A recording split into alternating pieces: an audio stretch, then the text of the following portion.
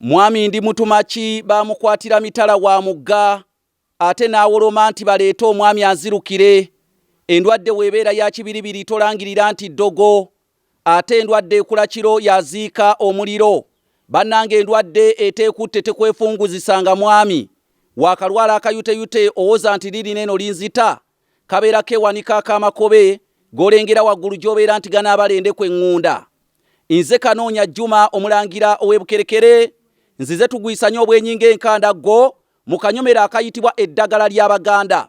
Akaleero kakutuusiddwako mukadde wange ayitibwa Lawrence Kitaka Nsubuga ng'onaasinziira mu kibuga London mu ggwanga erya Bungereza.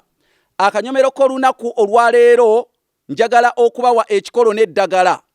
Omuzadde yenna wano mu Buganda singa omwana we atandika okujja akagere ng'omwana atandise okutambula oba okusimbula, mu lulimi olw'abaana abato tukuyita omwana okujja akagere, maama w'omwana oyo amubeera emabega we buli wajja akagere nga apiisuulawo amabeere ge,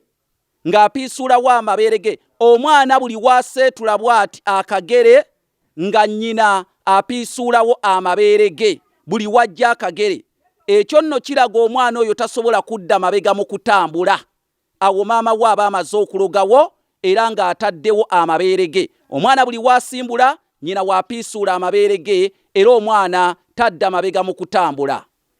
Nze Kanoonya Juma omulangira ow'ebukerekere, bassebo ne bannyabo mbawadde ekikolo n'eddagala mu kanyomero kaffe kano akaganzi akayitibwa Eddagala ly'Abaganda.